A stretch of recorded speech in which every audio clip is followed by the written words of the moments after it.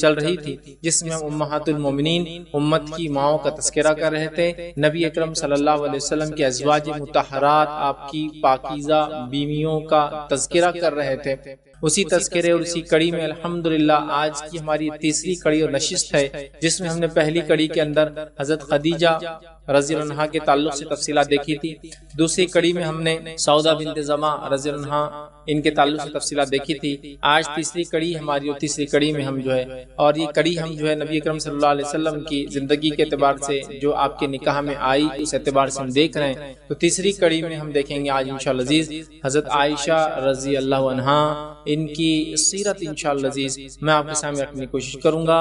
یہ امہات المومنین میں ایک بڑا مقام رکھتے، یاد رکھیے، اور نبی اکرم صلی اللہ علیہ وسلم کی چہیتی بیوی یاد رکھیے، ان کو بشارت دی گئی کہ یہ دنیا اور آخرت میں آپ کی بیوی رہیں گی، اور ان کے نکاح سے پہلے نبی اکرم صلی اللہ علیہ وسلم کو بذریعہ خواب، اور نبی کا خواب وحی ہوتا ہے، بذریعہ وحی مطلب خواب کے ذریعے آپ کو بتایا گیا کہ آپ ان سے نکاح کریں گے، تو گویا اس خاتون کے بڑے فضائل یاد رکھیے، یہ اپنے آپ میں ایک بڑا مقام رکھتی ہے۔ خدیجہ رضی اللہ عنہا کی وفات کے بعد نبی اکرم صلی اللہ علیہ وسلم نے کئی نکاح کیے، ان میں سب سے چہیتی بیوی آپ کی یہی کہلاتی، یاد رکھیے، اور ان کا تعلق جس خاندان سے، وہ خاندان بڑا پاک باز اور بہت ہی اہم خاندان ہے، یاد رکھیے، اور یہ ابوبکر صدیق رضی اللہ عنہ کی بیٹی ہے، یاد رکھیے، تو گویا یہ صدیقہ ہے، بنت صدیق ہے، عتیقہ ہے، بنت عتیق ہے، یاد رکھیے، مطلب ابوبکر صدیق رضی اللہ عنہ کو جہنم کی آنکھ سے بری ہونے کی بشارت میں، جس کو عتیق کہتے ہیں انسان کو، تو یہ عتیقہ ہے، یاد رکھیے، ان کی بیٹی ہے،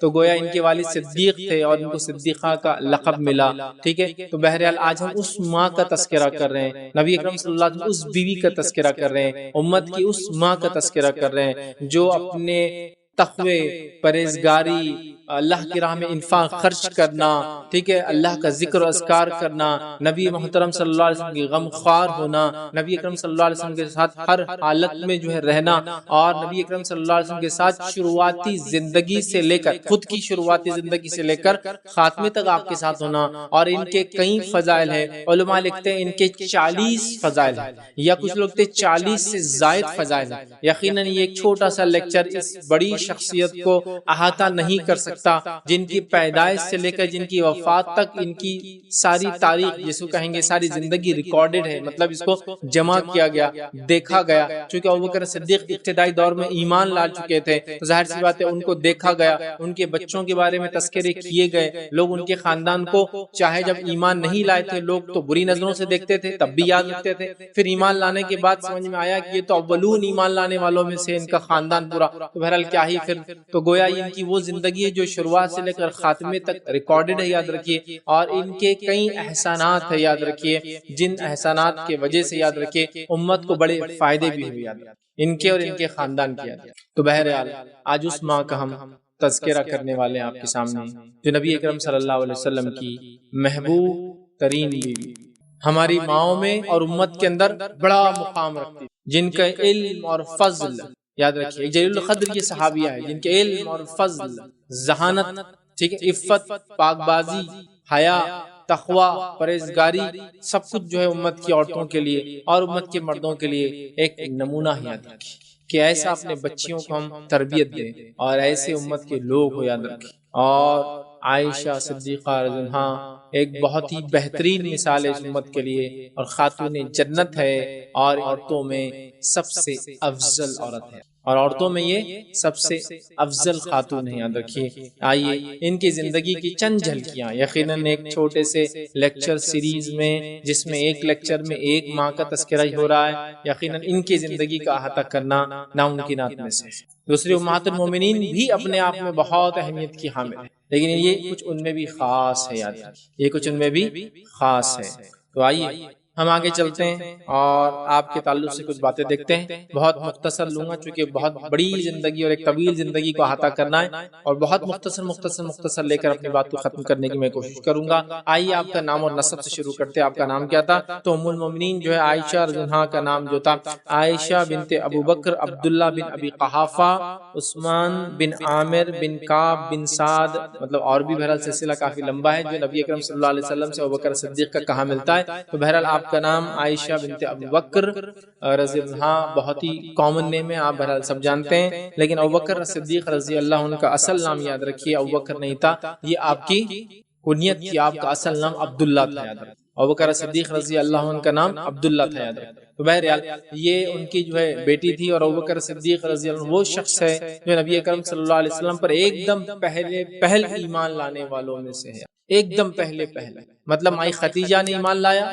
اور اس کے بعد ابو بکر صدیق ہم کہہ سکتے ہیں انہوں نے ایمان لایا، ٹھیک، اور پھر اس کے بعد علی رضی اللہ عنہ، اور اس کے بعد زید بن حارثہ، ٹھیک۔ بہرحال تو یہ اولین ایمان لانے والوں میں سے ایک ہے، اور نبی اکرم صلی اللہ علیہ وسلم کے ان کے والد بہت اچھے دوست تھے دور جہالت سے، اب اسلام آنے کے بعد تو ایک الگ ہی معاملہ رہا، دور جہالت سے ان کی دوستی تھی، ٹھیک ہے۔ تو یہ آپ کا جو ہے نسب ہے، اس کے بعد آپ کی پیدائش آپ اگر لے لیں تو بیان کیا جاتا ہے کہ یہ ہجرت سے جو ہے 8 یا 9 سال پہلے، دیکھیے آپ کی عمر کے تعلق سے کچھ لوگوں نے بڑا اختلاف کیا، یاد رکھیے، تو میں ان اختلاف میں نہ جاتے ہوئے بہرحال یہ کہوں گا کہ جو آپ کو بہتر لگے اپنی آپ تحقیق کرے اور اس چیز کو وہ کرے، چونکہ یہ وہ زمانہ تھا جب لوگ پیدا ہوتے تو کوئی برتھ سرٹیفکیٹس وغیرہ نہیں بنتے تھے، اور نہ ہی کسی کو پتا تھا جو شخصیت پیدا ہو رہی ہے آگے چل کے کیا کارنامے انجام دینے والی تھی، ہے نا۔ ایسا پتا ہوتا ہے کوئی شخصیت اہم ہے تو اس کا کردار، اس کی پیدائش اس پر ریکارڈ کی جاتی ہے، لیکن یہاں یہ ایک معمول کے اعتبار سے عربوں کے اندر یہ تمام چیزیں نہیں تھی، پلس وہ چیزوں کو یاد رکھتے لیکن یہ پیدائش وغیرہ ان کے لیے کوئی بہت اہمیت کی حامل نہیں تھی، اس اعتبار سے کہ اس کو یاد رکھا جائے، تو لہٰذا کو بہت مضبوط ہم نہیں کہہ سکتے ہاں اسی سن، اسی سال اور اسی دن آپ پیدا ہوئی تھی۔ بہرحال جو بھی ہے کہ آپ ہجرت سے 4 یا 5 سال پہلے، یا کچھ لوگوں نے کہا 6 یا 7 سال پہلے، 7 یا 8 سال پہلے، یا 9 سال پہلے، بہرحال ہجرت سے آپ جو ہے پیدا ہوئی تھی، اور آپ کے والد سب سے پہل دائرے اسلام میں آنے والے تھے، اور آپ کا خانوادہ ابو بکر صدیق کا گھرانہ یہ سب سے اول ایمان لانے والوں میں سے تھا، تو گویا عائشہ صدیقہ بھی ایمان لانے والوں میں تھی، یاد رکھیں بہت ابتدائی دور میں، مطلب یہ ان گھرانوں میں سے یا ان بچوں میں سے ایک بچی تھی حضرت عائشہ جن کے گھر کے اندر ہی بہرحال جب یہ پیدا ہوئی تو والدین بشرف اسلام ہو چکے تھے، مطلب یہ پیدائشی مسلمان تھی، کیونکہ ابوبکر صدیق ابتدائی دور میں ایمان لائے، ٹھیک، اور ان کی والدہ بھی بہرحال ایمان لا چکی تھی، یاد رکھیے۔ تو گویا اس میں تو کوئی اختلاف نہیں ہے کہ ان کے والدین کے تعلق سے تو یہ ابتدائی دور سے مطلب پیدا ہوئی تو ایسے گھرانے پیدا ہوئی جو کہ لوگ جو ہے مسلمان تھے، یاد رکھیے۔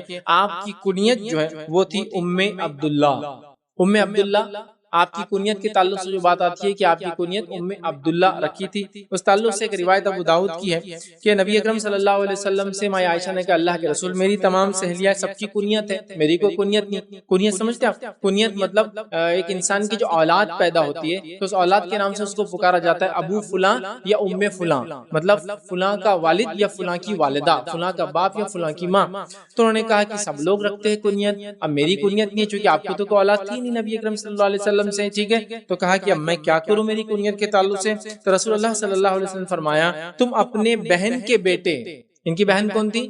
اسماء رضی اللہ عنہا، اپنے بہن کے بیٹے کے نام سے کنیت رکھ لو جن کا نام عبداللہ تھا، عبداللہ بن زبیر رضی اللہ عنہما، یاد رکھیے۔ تو عبداللہ تھا تو کہا اپنے بہن کے بیٹے کی کنیت رکھ لو، اس لیے کہ خالہ ماں کا مقام رکھتی ہے، خالہ ماں کا مقام رکھتی ہے تو تم وہ کنیت رکھ لو، ٹھیک ہے۔ تو لہٰذا انہوں نے اپنی کنیت جو ہے ام عبداللہ رکھ لی اپنے بھانجے کے نام کے اوپر، یاد رکھیے، چونکہ آپ کو تو کوئی اولاد نہیں تھی۔ اور اسی سلسلے میں شیخ ناصر الالبانی رحمہ اللہ لکھتے ہیں اور فرماتے ہیں کہ اس حدیث سے یہ بات ثابت ہوتی ہے کہ کنیت کا رکھنا سنت ہے، چونکہ ماں عائشہ نے ڈیمانڈ کیا رسول اللہ صلی اللہ علیہ وسلم کنیت دے دیے، حالانکہ آپ کو اولاد نہیں تو کنیت رکھنا چاہیے، لیکن چونکہ ہم لوگ ایسے ماحول میں جنرلی رہتے ہیں جہاں کنیت کا سسٹم انڈیا پاکستان میں نہیں ہے، لیکن عربوں میں ایک تو لقب ہوتا تھا اور ایک کنیت، لقب مطلب کوئی لقب اس کی اچھائی خصوصیت کی وجہ سے دیا جاتا تھا، اور ایک کنیت ہوتی تھی اس کی اولاد کی وجہ سے، تو بہرحال کنیت رکھنا سنت ہے، ٹھیک ہے، جیسا نبی اکرم صلی اللہ علیہ وسلم کو ابو القاسم کہا جاتا ہے تو یہ کنیت ہے، یاد رکھیں۔ تو بہرحال ان کو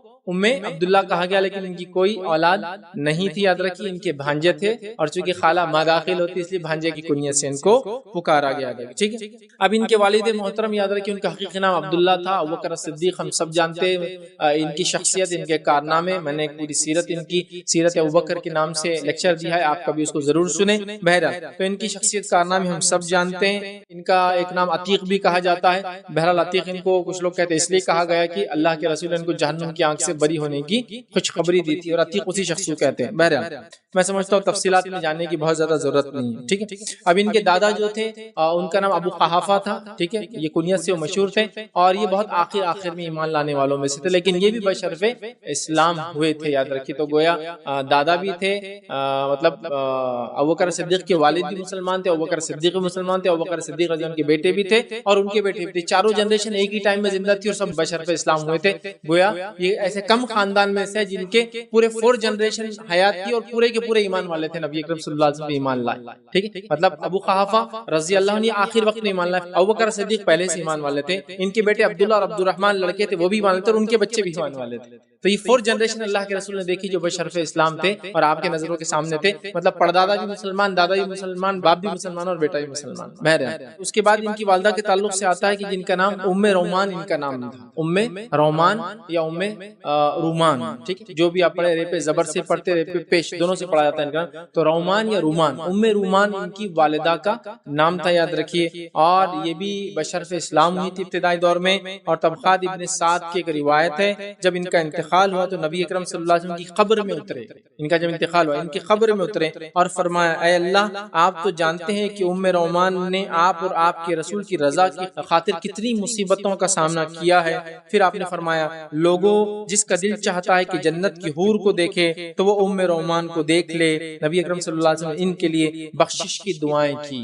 تو جنت کی حور کہا گیا ان کو، ام رومان. بہرحال چلیے آگے بڑھتے ہیں. تو ان کا نسب تھا. اب نبی اکرم صلی اللہ علیہ وسلم سے ان کا رشتہ کس طرح سے ہوا؟ نبی اکرم صلی اللہ علیہ وسلم سے نکاح کے اعتبار سے آپ یاد رکھیے یہ دوسرے نمبر پہ نکاح میں آئی، لیکن ہم نے ترتیب کیا باندھی تھی کہ جو نکاح میں آئی اور ساتھ میں گھر میں آ گئی ہم اس اعتبار سے لیں گے. تو اسی وجہ سے ہم نے سودا رضی اللہ عنہا کا دوسرا واقعہ لیا. حالانکہ سودا رضی اللہ عنہا سے اللہ کے رسول کا نکاح 3rd نمبر پہ ہوا تھا، لیکن ودائیگی کے اعتبار سے یہ پہلے آ گئی. مائیں خدیجہ کا انتقال ہوا، نبی اکرم صلی اللہ علیہ وسلم دوسرا نکاح کیا مائیں عائشہ سے، لیکن ودائیگی نہیں ہوئی. پھر مائی سودا سے اور نکاح کرتے ہی گھر میں آ گئی. ٹھیک ہے، تو ان کے تعلق سے پورا مشہور واقعہ ہے کہ جو ہے خولہ بنت حکیم رضی اللہ عنہا نبی اکرم صلی اللہ علیہ وسلم کے پاس ہے اور کہا اللہ کے رسول آپ نکاح کیوں نہیں کر لیتے؟ نبی اکرم صلی اللہ علیہ وسلم نے کہا کیا کوئی رشتہ ہے؟ تو کہا 2 رشتے ہیں، ایک کنواری ایک بیوہ ہے.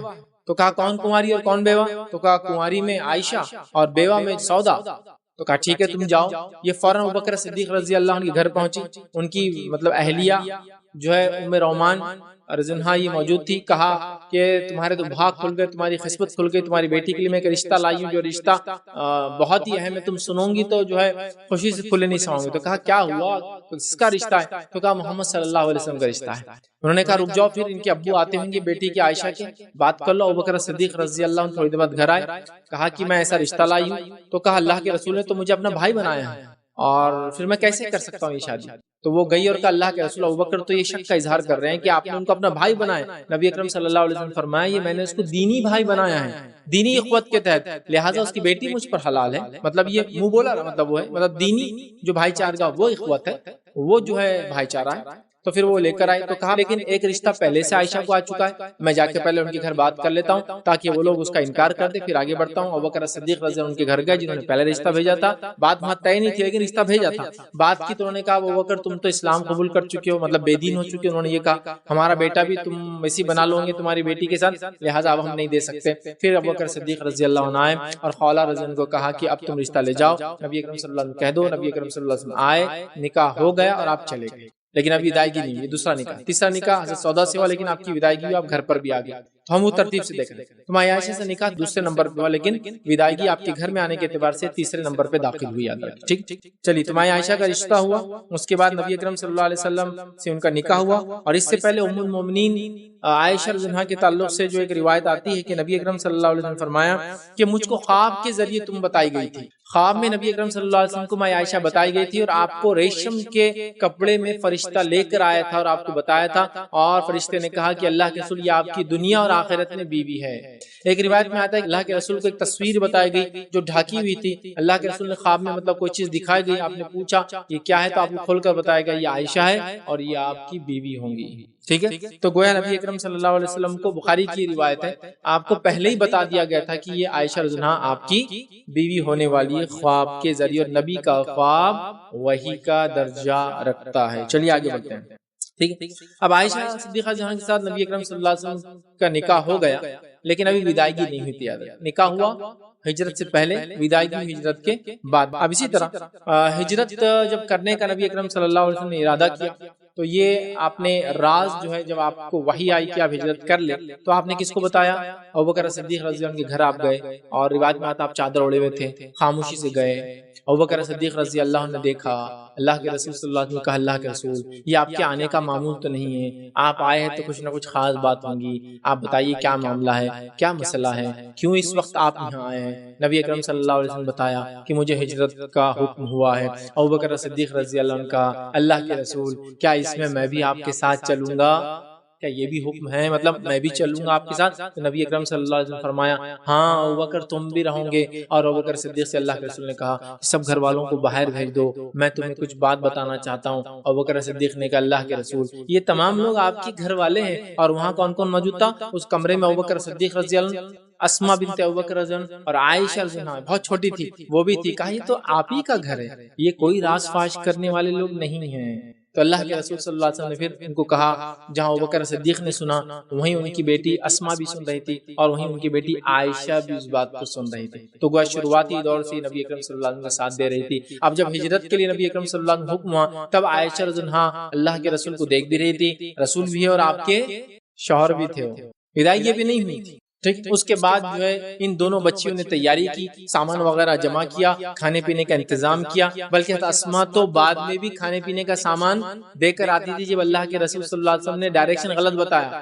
کہا کہ ہم ساؤتھ میں جا رہے ہیں جبکہ آپ کو جانا نارتھ میں تھا. لیکن سفر کیسا شروع کیا؟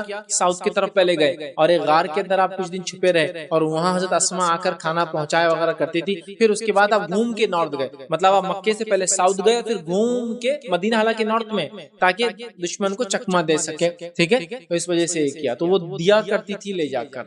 ٹھیک، اس کے بعد اللہ کے رسول صلی اللہ علیہ وسلم ابوبکر صدیق جیسا طے ہوا تھا اس طے شدہ ٹائم پر نکل گئے. دونوں بچیوں کو علم ہے، مطلب عائشہ کو بھی علم ہے، اسما کو بھی علم ہے، لیکن کسی نے راز فاش نہیں کیا. یہاں ابو جہل کو جب پتہ چلا وہ آیا اور حضرت اسما کو جھنجھوڑا، عائشہ کو جھنجھوڑا، کہا کہاں ہے محمد صلی اللہ علیہ وسلم تمہارا باپ، کہاں گئے یہ لوگ؟ حضرت اسما نے کہا ہمیں کیا معلوم کہاں گئے. تو ابو جہل نے جو زوردار تمانچہ جو حضرت اسما کو دیا اور وہ گر گئی بیچاری، لیکن چھوٹی تھی عمر میں منہ نہیں کھولا، کہا ہم کو نہیں پتا کہاں گئے.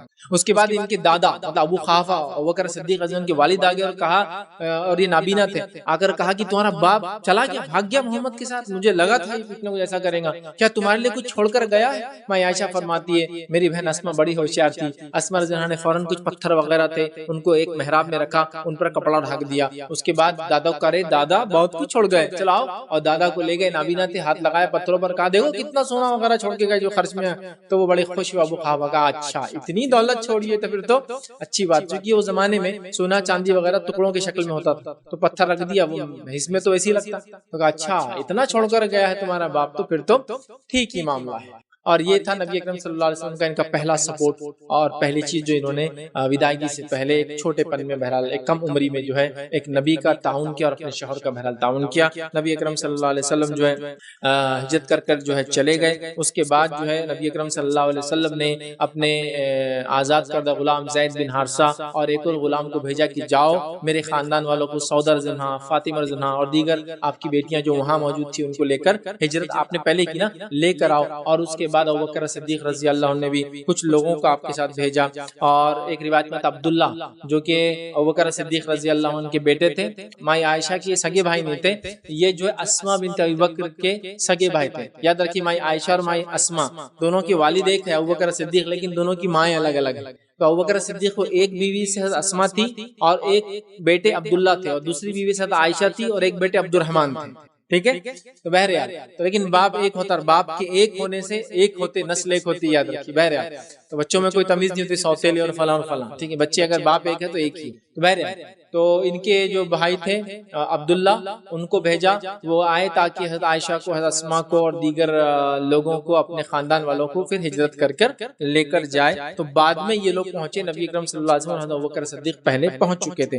اسی طرح جب یہ گھر پہنچ گئی، مطلب مدینہ پہنچ گئے، سیٹل ہو گئے. نبی اکرم صلی اللہ علیہ وسلم تو پہلے سے سیٹل ہو چکے تھے، کافی وقت پہلے گئے تھے. اس کے بعد یہ فرماتی ہے کہ ایک بار میں جو ہے لڑکیوں کے ساتھ کھیل کود رہی تھی. میری والدہ نے آ کے مجھ سے کچھ کہا, مجھے گھر لے جایا گیا, مجھے تیار کیا گیا, پھر مجھے بتایا گیا کہ آج تمہاری وداعگی ہے, مطلب نبی اکرم صلی اللہ علیہ وسلم اپنے گھر تمہیں لے جانا چاہتے ہیں, تمہارا نکاح تو پہلے ہو چکا تھا. اس کے بعد انصار کی عورتیں بڑی خوش ہوئی, برکت کی دعائیں دینے لگی, اور ساتھ میں آپ کو سجایا گیا, تیار کیا گیا, جس سے پتہ چلتا ہے کہ دلہن کو تیار کیا جا سکتا ہے. وہ غربت کی حالت میں جو کچھ ہوا, ماں عائشہ فرماتی کو کھانے وغیرہ کا انتظام تو میرے والد نہیں کر پائے تھے, چونکہ مجھے کوئی جانور کی ذبح ہونے کا کوئی چیز یاد نہیں تھی. ہاں, کچھ دوسرے لوگوں نے لا کر اس دن کچھ کھانا پینا کیا تھا. مجھے لایا گیا, نبی اکرم صلی اللہ علیہ وسلم ایک چارپائی پر بیٹھے تھے, اور کچھ انصار اور مہاجر دوسرے کمرے میں بیٹھے تھے. نبی اکرم صلی اللہ علیہ وسلم میرا انتظار کرتے رہے, مجھے تیار کیا گیا, اور مجھے نبی اکرم صلی اللہ علیہ وسلم بھیج دیا گیا. تو آپ کی وداعی ہجرت کے بعد ہوئی, یاد رکھیے, ٹھیک ہے. تو آپ کو نبی اکرم صلی اللہ علیہ وسلم کے پاس بھیج دے گا. اس طرح آپ اب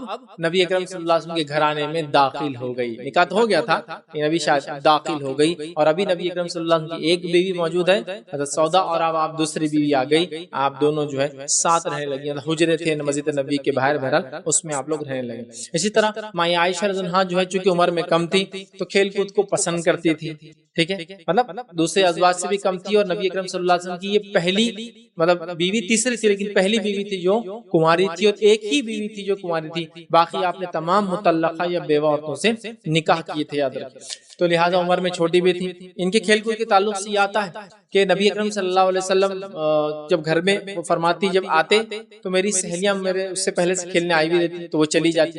جب نبی اکرم صلی اللہ علیہ وسلم گھر کے باہر چلے جاتے تو پھر میری سہیلیاں واپس کھیلنے میرے ساتھ آ جایا کرتی, اور میں ان کے ساتھ کھیل کھیلا کرتی. چونکہ ماں عائشہ کی عمر کم تھی, نبی اکرم صلی اللہ علیہ وسلم کے گھر میں وہ کھیلتی, ان کی سہیلیاں وغیرہ آتی اور وہ بھی باہر جایا کرتی تھی. اسی طرح نبی اکرم صلی اللہ علیہ وسلم نے مسجد نبوی میں ایک مرتبہ حبشی لوگ آئے تھے جو کرتب وغیرہ دکھا رہے تھے, ایسی کرتب جس میں تیر اندازی کی مشق, بھالا پھینکنے کی مشق, نیزے وغیرہ کی مشقیں, تلوار بازی وغیرہ کر رہے تھے. ماں عائشہ سے اللہ کے رسول نے کہا, عائشہ کیا تم دیکھو گی؟ یہ بخاری کی روایت ہے.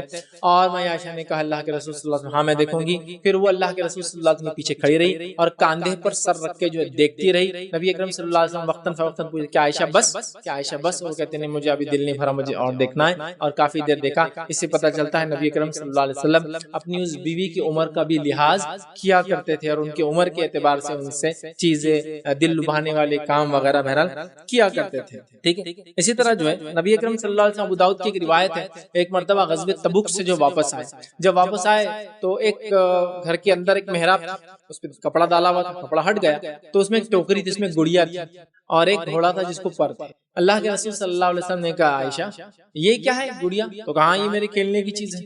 اسے پتا چلا گھر میں گڑیا رکھ بھی سکتے اور اسے کھیلا بھی جا سکتا ہے. پھر انہوں نے کہا اللہ کے رسول نے دیکھا, ارے اس میں تو گھوڑا بھی ہے عائشہ, اور اس کو تو پر بھی.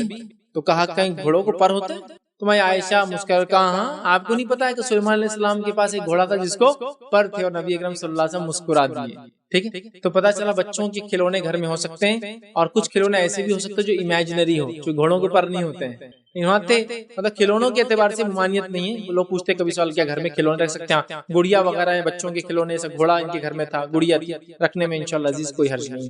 تو میں عائشہ ان چیزوں سے کھیلا کرتی تھی جو کہ ایک محراب میں رکھی ہوئی تھی, جس کے تعلق سے اللہ کے رسول نے ایک مرتبہ سوال بھی پوچھ لیا تھا, ٹھیک. اسی طرح جو ہے ماں عائشہ کی سہیلیاں گھر آ جاتی اور کبھی کبھار گیت بھی گاتی, دف بجا کر گیت گاتی. اور ایک دن عید کا دن تھا اور ان کی سہیلیاں آ کر دف بجا کر گیت گا رہی تھی. ابوبکر صدیق رضی اللہ عنہ گھر میں داخل ہوئے اور آ کر کہا یہ کیا شیطانی آلات تم نے نبی کے گھر میں لا لی. حالانکہ اللہ کے رسول لیٹے تھے اور دیکھ رہے تھے. تو نبی اکرم صلی اللہ علیہ وسلم نے کہا ابوبکر آج ہماری عید ہے, ان بچیوں کو گانے دو. تو پتا چلا عید کے دن دف بجا کر چھوٹی بچیاں گانے گا سکتی ہے. اور اس کے علاوہ ایک اور مقام ہے جہاں دف بجا کر عورتیں گیت گا سکتی ہے, جن کی آوازیں اگر بالغ ہو تو باہر نہ جائے, نہ بالغ ہو تو پھر کوئی انشاءاللہ اس مسئلہ نہیں, گھر کے اندر کم آواز میں گا سکتی ہے. وہ دوسرا موقع ہے شادی.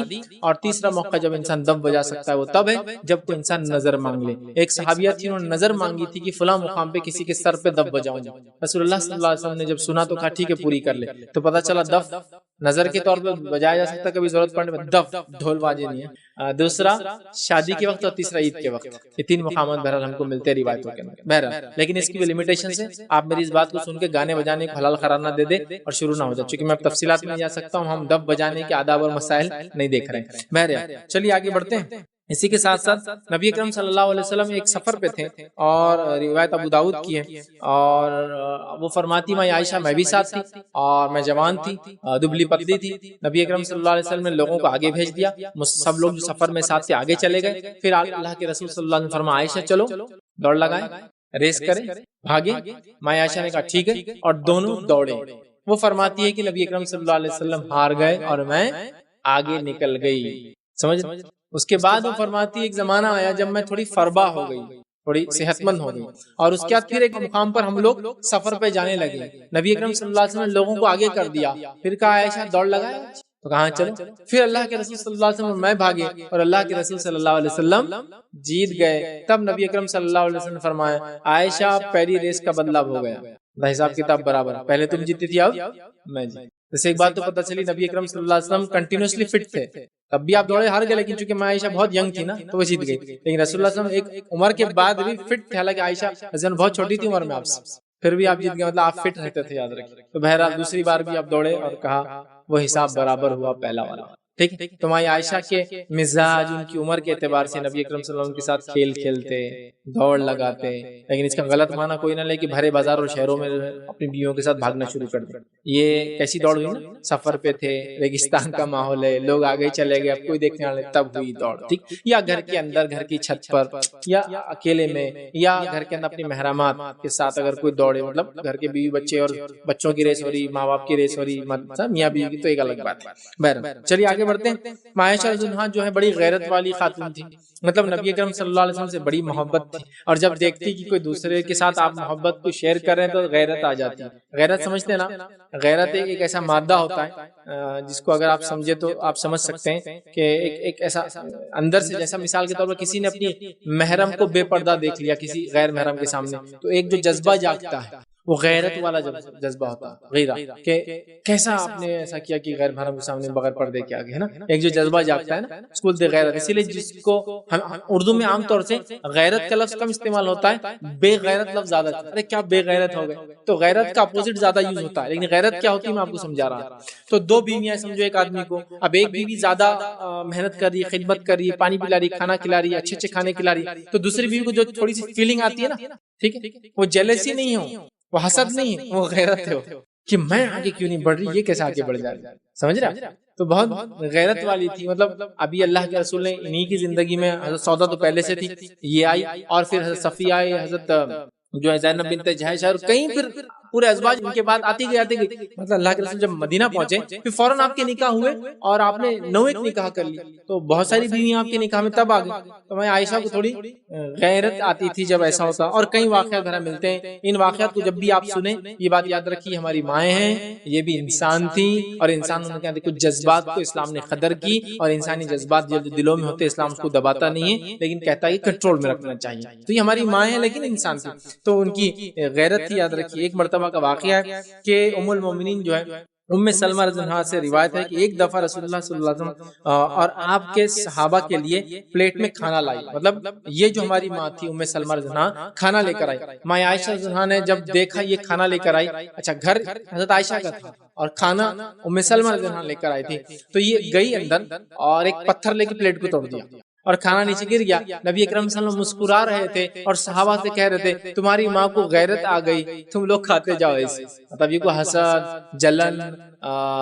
برے اس سے نہیں ہے، لیکن ایک محبت کا جذبہ تھا نبی سے بہت ایکسٹریم، تو کہا تمہاری ماں کو غیرت آ گئی اس لیے انہوں نے کیا تم کھاتے جاؤ۔ بعد میں ان کو بڑا افسوس ہوا یہ میرے سے غلطی ہوئی، تو کہا کیا کروں، تو کہا تم بھی ایک پلیٹ بھیج، اور ایک ثابت پلیٹ مائی ام سلمہ کے گھر انہوں نے پھر بھیج دیا تھا۔ اسی طرح ایک اور واقعہ آتا ہے، مائی عائشہ فرماتی ہے کہ صفیہ رضی اللہ عنہا کھانے بنانے میں سب سے اچھی تھی آپ کی پوری ازواج میں، ٹاپ موسٹ کھانے بڑے اچھے بناتے۔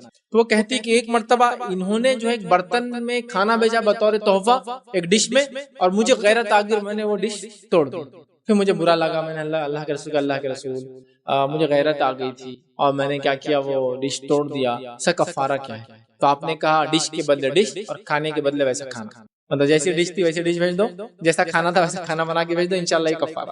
بہرحال سمجھ، تو ایسی غیرت کئی بچوں میں آ جاتی ہے آپس میں، کئی بہنوں میں آ جاتی ہے آپس میں، لیکن یہ حسد نہیں ہے، یہ دشمنی کے لیول تک نہیں جاتی، یہ کسی کی جان اور سمجھے نا اس کا نقصان نہیں کرتی، یہ ایک جذبہ ہے فطری، اسلام اس کو تسلیم کرتا ہے۔ نبی اکرم صلی اللہ علیہ وسلم نے کیا کہا صحابہ کو، تمہاری ماں کو غیرت آ گئی اس وجہ سے کر رہی ہے، تم کھاتے جاؤ کھاتے جاؤ۔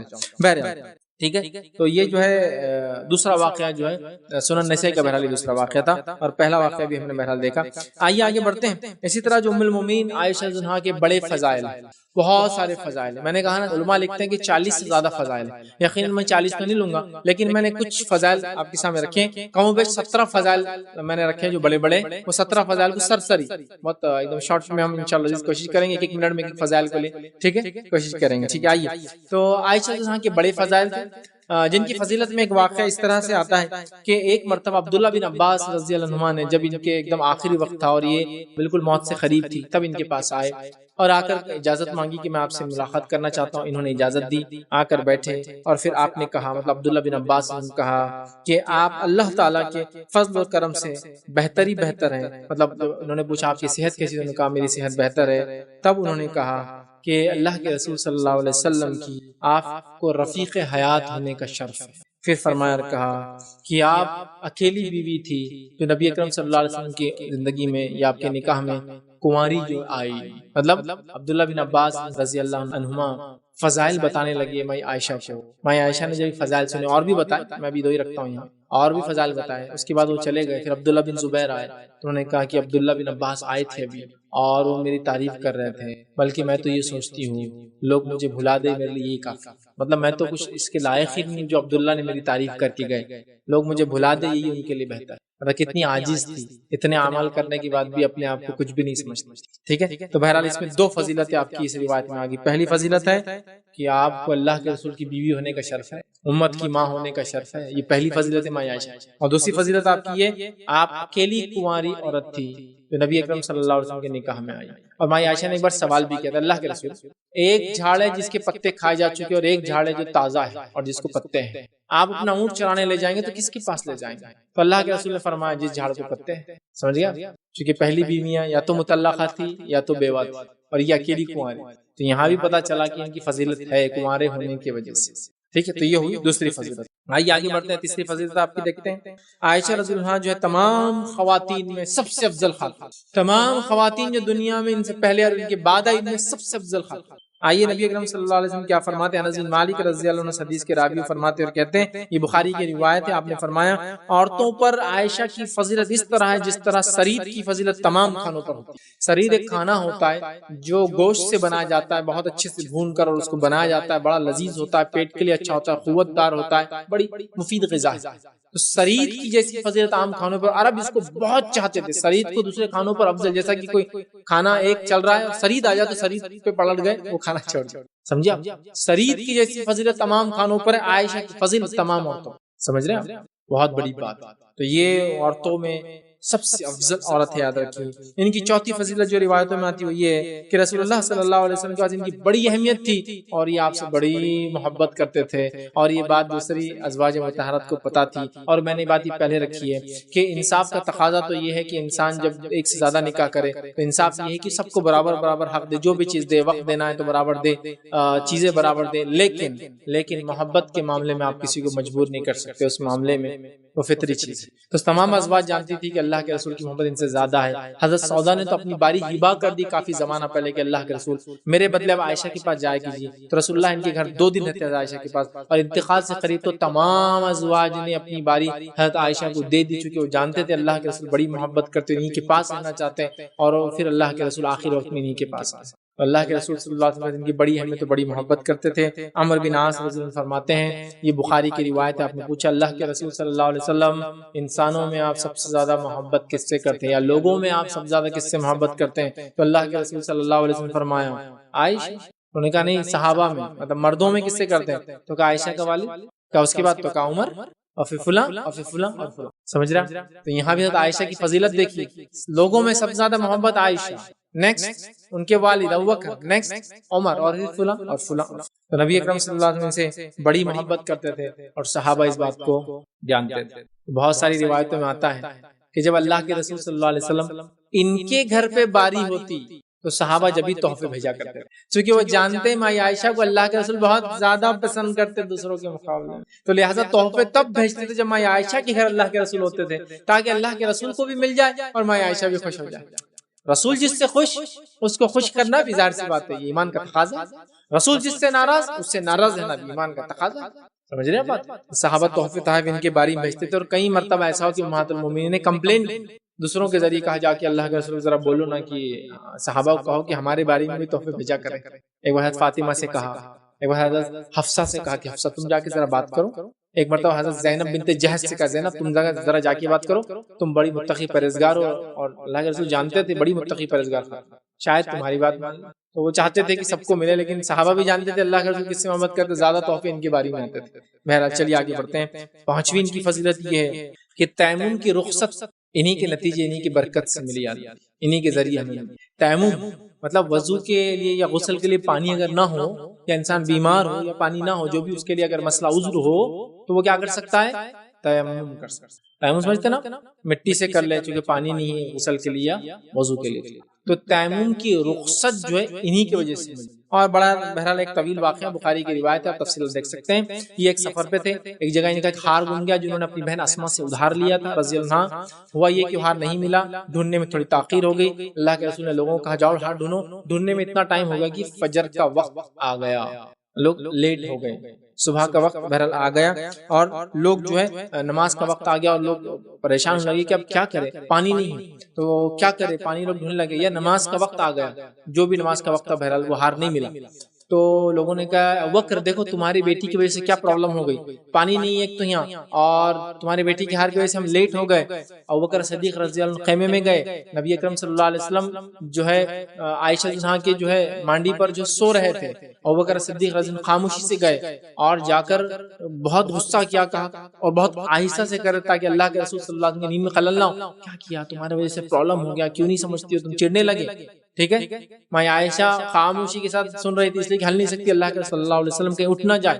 اس کے بعد نبی اکرم صلی اللہ علیہ وسلم اٹھے، اٹھنے کے بعد آپ باہر گئے، دیکھا کہ پانی نہیں ہے وضو کے لیے، تب تیمم کی آیت نازل، تو یہ نہیں کی وجہ سے تیمم کی آیت بھی نازل ہوئی، یاد رکھیں۔ چلیے آگے بڑھتے ہیں۔ تو یہ ان کی ایک فضیلت تھی کہ ان کی وجہ سے امت کو تیمم ملا۔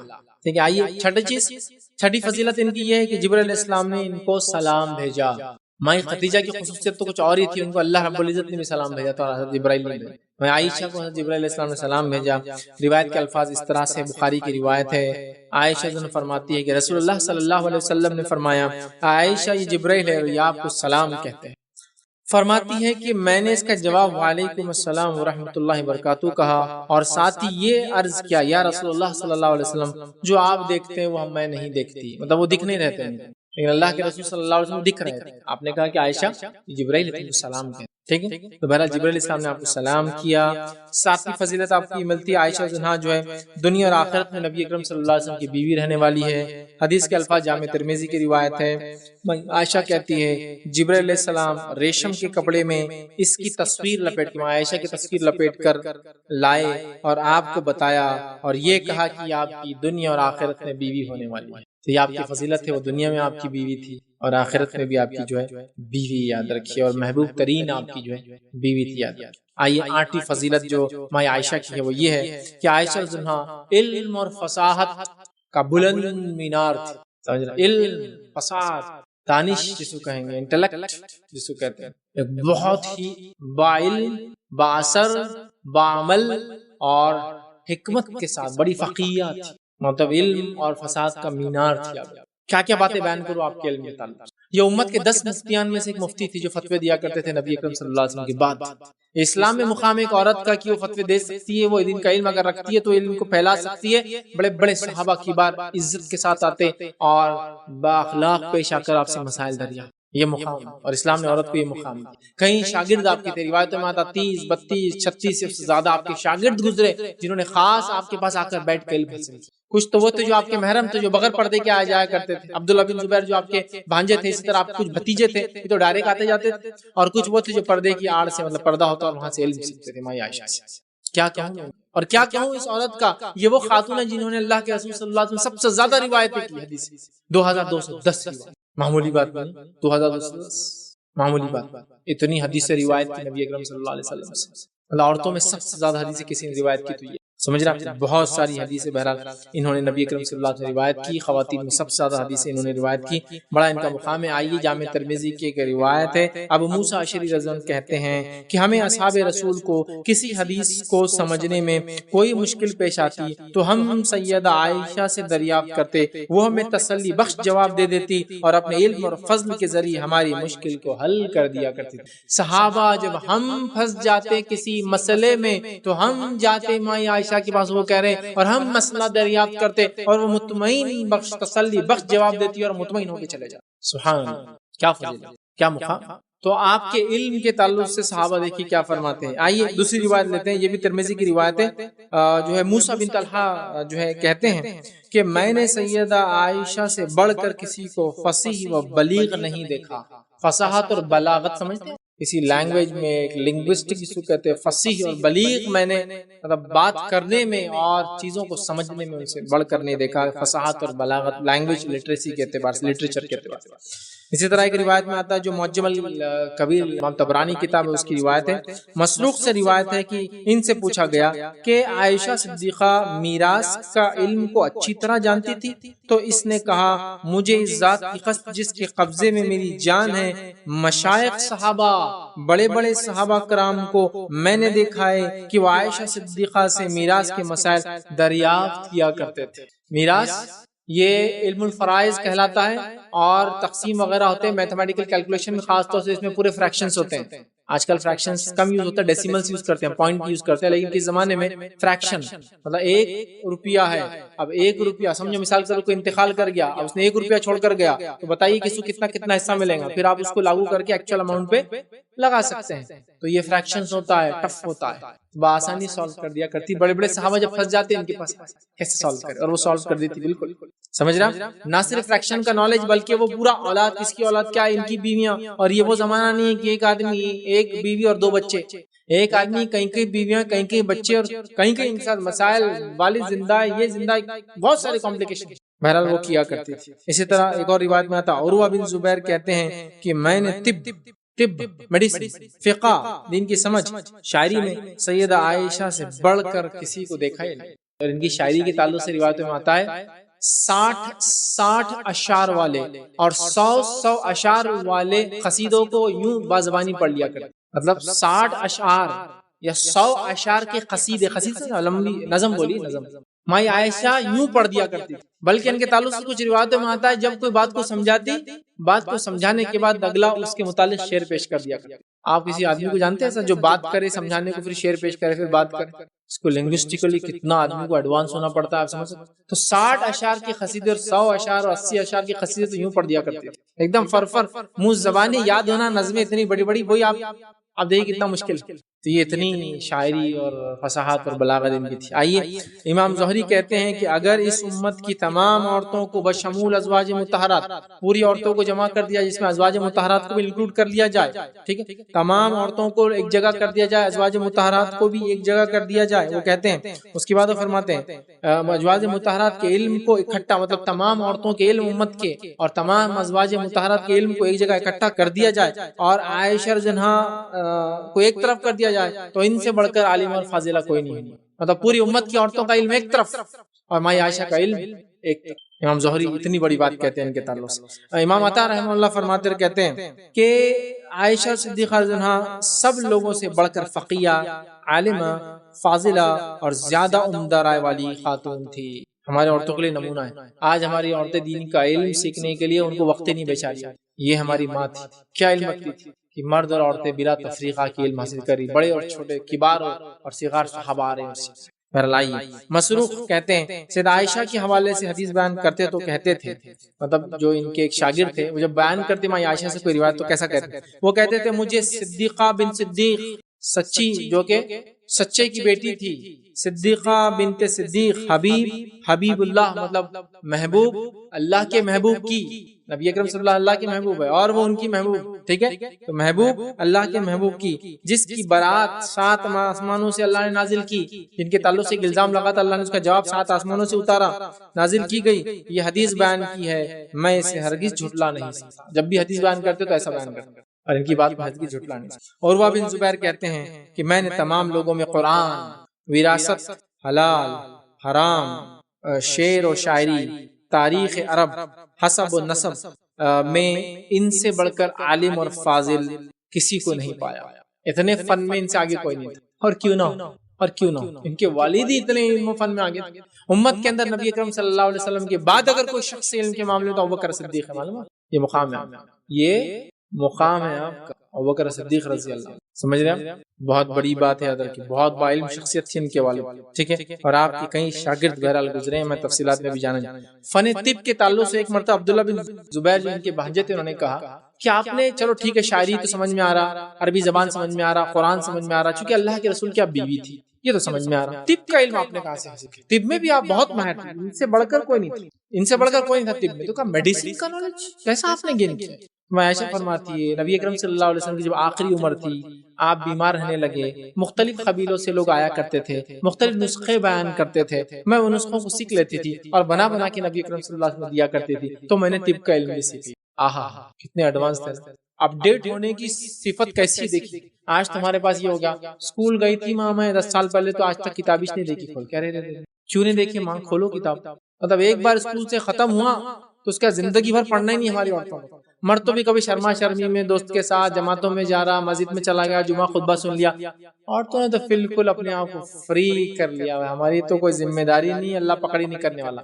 ایک پورا مکمل سوال ہے آخرت کا، علم کتنا حاصل کیا اور کتنا عمل کیا، بہرحال آئیے آگے، تو انہوں نے کر لیا۔ عروہ بن زبیر کہتے ہیں، اور یہ روایت طبقات الکبریٰ کی ہے، وہ کہتے ہیں کہ سیدہ عائشہ صدیقہ 60 اشعار یا 100 اشعار پر مشتمل قصیدے روانی سے سنا دیا کرتی تھی، بلکہ کبھی کبھار تو فرماتے ہیں جب آپ کوئی بات بیان کرتی سمجھانے کے لیے شعر بھی پڑھ دیا کرتی اسی بات سے۔ چلیے آگے آئیے، 90 فضیلت آپ کی یہ کہ آپ سخاوت کرنے والی تھی، اور کیا کہوں میں سخاوت کا۔ بخاری کی روایت ہے، عروہ بن زبیر کہتے ہیں کہ ام المومنین عائشہ رضی اللہ عنہا کے پاس جو چیز بھی اللہ تعالیٰ کی طرف سے رزق میں سے دیا جاتا، آپ فوراً اس کو خرچ کر دیتی، بلکہ کچھ روایت میں آتا شام سے پہلے خرچ کر دیتی۔ ایک مرتبہ انگور کی ٹوکریاں آپ کو کسی نے لا کے دی، ایک کام والی نے، آپ کی وہ جو لونڈی تھی، اس نے جو غلام تھی، ایک ٹوکری اٹھا کر رکھ لی، باقی سب بانٹ دی گئے۔ شام ہوئی، وہ غلام وہ ٹوکری لے کر آئی، میں عائشہ نے کہا یہ کہاں سے آئی، کسی نے ابھی لا کر دی؟ تو کہا نہیں، یہ تو صبح آئی تھی، میں نے بازو رکھ دیا، تو کہا ہاں آئندہ ایسا مت کرنا، اور پوری بٹا دی رات رات۔ صبح جو آتا شام تک نہیں رکھتی تھی۔ ایک مرتبہ کا واقعہ، آپ کو کسی نے 80,000 یا 1,00,000 درہم 2 بوریوں بھر کر لا کے دی، وہ کہتی ہے آپ نے غلام کو بلایا اور اس کو دو، اس کو دو، اس کو دو، وہ رشتہ دار کو دو، وہ رشتہ دار کو دو، اس بیوی کو دے دو، اللہ کے رسول اس بیوی کو دے کے آؤ، فلاں کو دے کے آؤ، فلاں کو دے کے آؤ، سب کیا۔ شام ہوئی تو روزے سے تھی آپ، اور بہت کثرت سے روزے رکھتی تھی، تو کہا لاؤ کچھ افطار کے لیے۔ غلام نے کہا، اس لونڈی نے سب کچھ تو بانٹ دیا، 1 درہم میں نہیں رکھا آپ نے 80,000 میں سے اور 1,00,000۔ تو کہا ارے تم مجھے دن میں یاد دلا دیتی تو میں رکھتی، چلو آپ اگلی بار کوئی لا کر دے تو یاد دلا دینا، تھوڑا سا رکھ لوں گی۔ مطلب 1,00,000 درہم میں سے 1 بھی نہیں رکھا شام تک اپنے پاس۔ اور علماء لکھتے ہیں جب تک یہ زندہ تھی ان سے بڑھ کر صدقہ کرنے والا دنیا میں کوئی نہیں تھا۔ صبح جو آتا شام تک نہیں بچنے دیتی تھی، جو آیا اس میں سے بھی خرچ، پھر شام میں کوئی لا کے کچھ دے دے کھجور وغیرہ تو افطار کر لیا کرتی۔ بہت سادی زندگی گزاری، حالانکہ امت کی ماں تھی اور امت بڑھ رہی تھی، پھیل رہی تھی، مال و دولت آ رہی تھی، لیکن انہوں نے اپنا لائف سٹائل نہیں بڑھایا۔ یہ اللہ کے رسول کی زندگی میں جیسے رہی، خرچ، انہوں نے اپنے گھر میں پردے بھی نہیں لگائے کبھی، کیونکہ اللہ کے رسول نے ایک بار پسند نہیں کیا تھا پردے دیوار پہ دیکھ، کہا میں دیواروں کو کپڑے پہنانے نہیں آیا، سادی زندگی گزاری، لائف سٹائل چینج۔ تو امت میں سب سے زیادہ خرچ کرنے والی عورت تھی، سب سے ایگزامپلری سب کے لیے، مرد اور عورت۔ 1,00,000 آئے خرچ کر دیا، 80,000 آئے خرچ کر دیا۔ عروہ بن زبیر خود کہتے ایک بار میں نے اپنی خالہ کو، یہ ان کی خالہ تھی، 70,000 جو درہم دیے تحفے میں، شام تک خرچ کر دیا، شام تک خرچ رکھی۔ اور عبد الرحمن ابن عوف بھیج رہے ہیں، سعد بن ابی وقاص بھیج رہے ہیں، ابوبکر صدیق بھیج رہے ہیں، عمر بھیج رہے ہیں، عثمان بھیج رہے ہیں، علی بھیج رہے ہیں، یہ سب بھیجتے تو مانتے ان کو، اور یہ خرچ کر لیے، اٹھا کے خرچ کر، ٹھیک ہے۔ تو یہ حاکم کی روایت ہے زبیر کی 70,000 دیے، بہرحال خرچ کر دیے۔ اسی طرح جو ہے ایک مرتبہ امیر معاویہ نے ان کو 1 لاکھ درہم تحفے میں دیے، ایک دن میں اس کو پورا خرچ کر کیا تھا، اور اللہ دے رہا بھی، اور اللہ کا معاملہ یہ تم خرچ کرو وہ دیتا جاتا ہے۔ 10 فضیلت ماں عائشہ رضی اللہ عنہا کی ہے، بہت ہی عبادت گزار اور مجتہد تھی، بڑا زبردست اجتہاد کرتی تھی مسائل میں، بہت عبادت گزار۔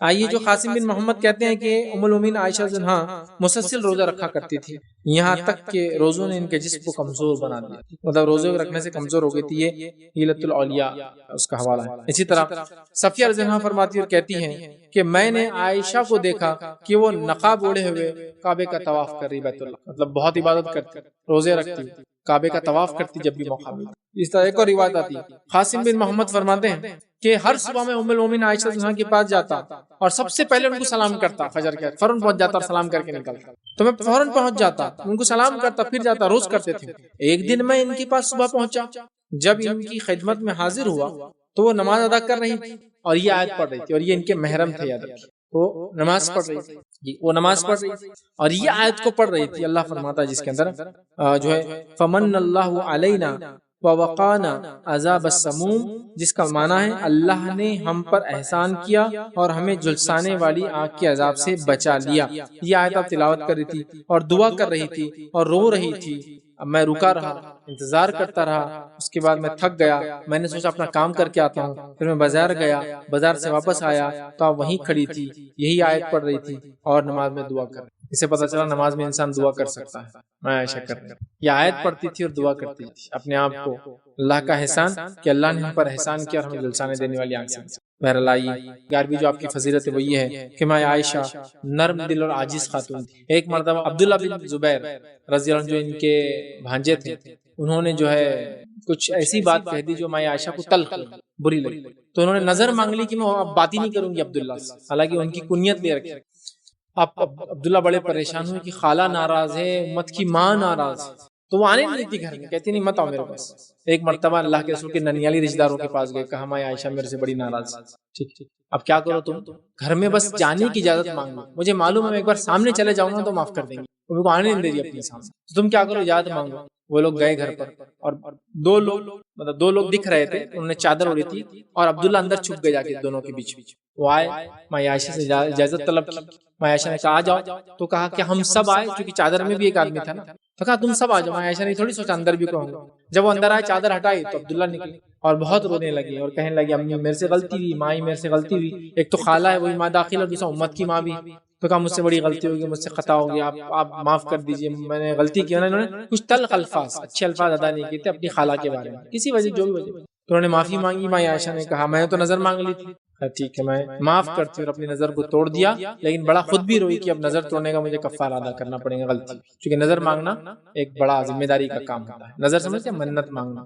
ذمہ داری کا کام۔ بہرحال تو یہ بڑی معاف کرنے والی۔ آئیے اسی طرح 12ویں فضیلت آپ کی بڑی حیادار خاتون، بڑی حیادار خاتون تھی، اور جن کے تعلق سے یہ روایت یوں ملتی ہے کہ حدیث کے الفاظ اس طرح سے کہ عائشہ رضی اللہ عنہا جو ہے اتنی حیادار خاتون تھی کہ ان کے حجرے میں اللہ کے رسول صلی اللہ علیہ وسلم مدفون ہوئے، ان کے حجرے میں ابوبکر صدیق مدفون ہوئے، جب تک یہ دو شخصیتیں تھیں آپ اسی حجرے میں رہتی تھی۔ اب ظاہر سے انسان رہیں گا تو کھائیں گا پیئیں گا کپڑے بدلیں گا تو اسی حجرے میں کرتے، لیکن جب عمر ابن خطاب کو دفنایا گیا تو آپ نے کہا پہلے میں حجرے میں رہتی تھی اور بغیر پردے کے آرام سے رہتی تھی، کپڑے وغیرہ انسان جیسا گھر میں رہتا ہے، اس لیے کہ ایک طرف والد تھے تو ایک طرف شوہر تھے تو مسئلہ نہیں تھا۔ اب عمر کی چونکہ یہاں خبر بن گئی ہے، مجھے حیا آتی ہے اب یہاں کپڑے بدلتے ہوئے، اس لیے وہ حجرہ چھوڑ کر چلے گئی۔ کتنی باحیا خاتون کہ کہا پہلے دو خبریں تھی، میں وہاں رہتی تھی، میرا گھر تھا لیکن وہ ایک والد تھے اور ایک شوہر تھے، لیکن اب عمر آ گئے تو مجھ کو عمر سے حیا آتی، اس لیے حجرہ چھوڑ کر۔ کتنی باحیا خاتون تھی، اندازہ لگا۔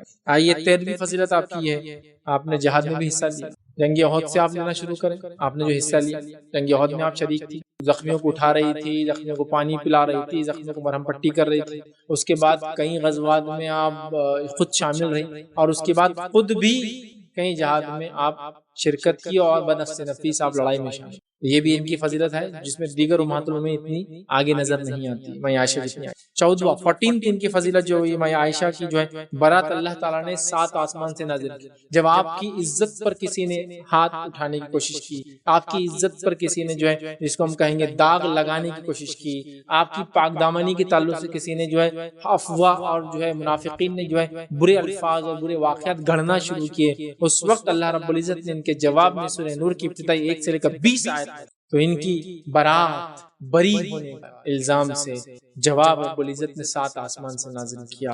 15 بھی ان کی فضیلت تھی کہ ماں عائشہ جو ہے کہ حق میں اللہ کے رسول صلی اللہ علیہ وسلم نے دعا کی۔ ابن حبان کی روایت میں عائشہ فرماتی ہے کہ نبی اکرم صلی اللہ علیہ وسلم کو دیکھا، آپ بہت خوش ہیں، تو میں نے عرض کیا، جب دیکھا اللہ کے رسول صلی اللہ علیہ وسلم بڑے خوش ہیں، میں نے عرض کیا اللہ کے رسول صلی اللہ علیہ وسلم میرے لیے دعا کریں، تو نبی اکرم صلی اللہ علیہ وسلم نے دعا کی اور فرمایا اے الہی یا اللہ عائشہ کی اگلے پچھلے خفیہ اور علانیہ سب گناہ معاف کر دے، اگلے پچھلے خفیہ اور علانیہ سب گناہ معاف کر دے۔ ماں عائشہ نے سن کر اتنی خوش ہوئی اور ہنسنے لگی۔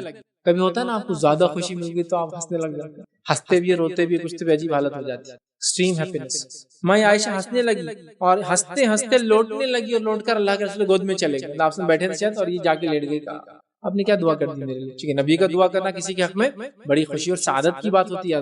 بہت خوشی لوٹنے لگی۔ نبی اکرم صلی اللہ علیہ وسلم نے جب دیکھا تو آپ نے فرمایا میری دعا سے اتنی خوش ہو رہی ہو؟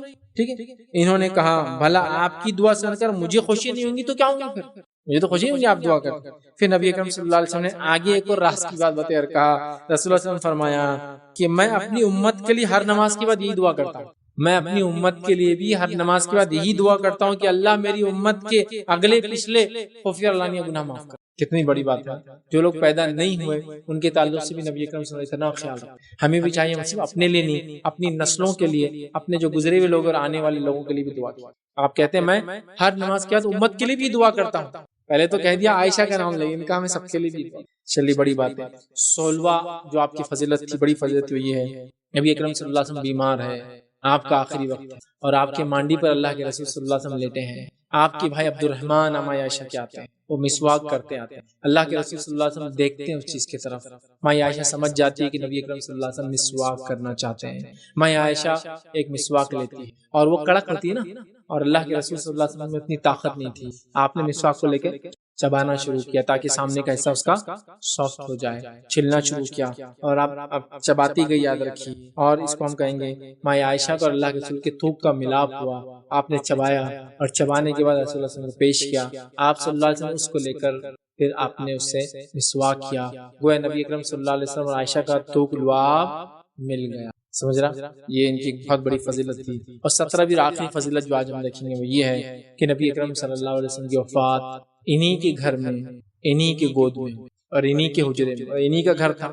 چونکہ آخری ٹائم میں ساری اہلیاؤں نے، ساری بیویوں نے باری حضرت عائشہ کو دے دی تھی، ان کے گھر میں ہی رہے آپ آخری زمانے میں، اور انہی کے مانڈی پر تھے۔ عائشہ فرماتی میرے سینے اور میرے پیر کے مانڈی کے بیچ آپ تھے، مطلب جو آدمی لیٹ جاتا ہے نا، آدمی مانڈی ڈال کے کوئی بیٹھا ہوا ہے اور سر یہاں رکھ دے تو سینے اور اس کے بیچ میں سر آ جاتا، تو کہا اللہ کے رسول میرے مانڈی پر تھے اور میرے سینے اور میرے پیٹ مطلب مانڈی کے بیچ میں آپ کا سر تھا، اور تبھی آپ کی روح میرے مانڈی پر ہی قبض ہوئی۔ یہ بھی ان کی بڑی فضیلت یاد رکھیے، یہ شرف کسی کو حاصل نہیں، یہ بخاری کی روایت۔ نبی اکرم صلی اللہ علیہ وسلم کا دور گزر گیا، اس کے بعد ماں عائشہ زنہا آگے بڑھی، ابوبکر صدیق رضی اللہ عنہ کا دور آیا، ان کی وفات ہوئی، انہوں نے گزارش کی کہ مجھے یہاں دفنائیں، ماں عائشہ نے اجازت دے دی، والد ہے کیسے انکار کریں، تو آپ کے حجرے میں اللہ کے رسول صلی اللہ علیہ وسلم کو دفنایا گیا۔ ایک اور پوائنٹ اس میں ایڈ کر لیں، 18ویں فضیلت ماں عائشہ زنہا کی یہ